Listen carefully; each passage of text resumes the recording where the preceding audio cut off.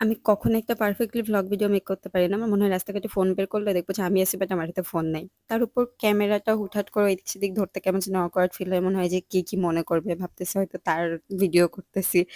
এগুলাই তো দ্যাটস আমি সেরকমভাবে কোনো ক্লিপ নিতে পারি নাই। ট্রেনে উঠে একটুখানি খাচ্ছিলাম। ক্ষুধা লাগছিল অনেক।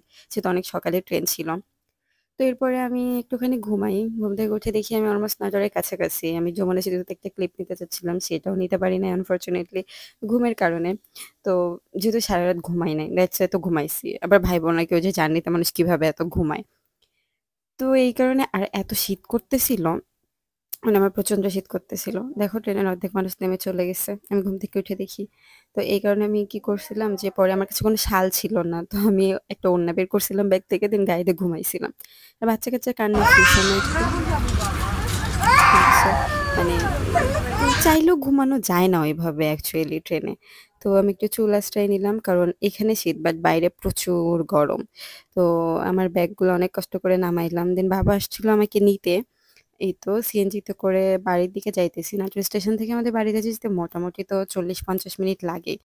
বাড়িতে মামুনি ছিল না, স্কুলে ট্রেনিং চলতেছে ওইখানে ছিল। তো এই কারণে এসে কেমন জানি ভালো লাগতেছিল না। তার উপর যা খাবার দাবার ছিল আমি আর বাবা দুজন মিলে ভাগ করে খাইছি। এখন গোসল করতে হবে, গোসল করে একটা ঘুম দিব। Tata, bye bye.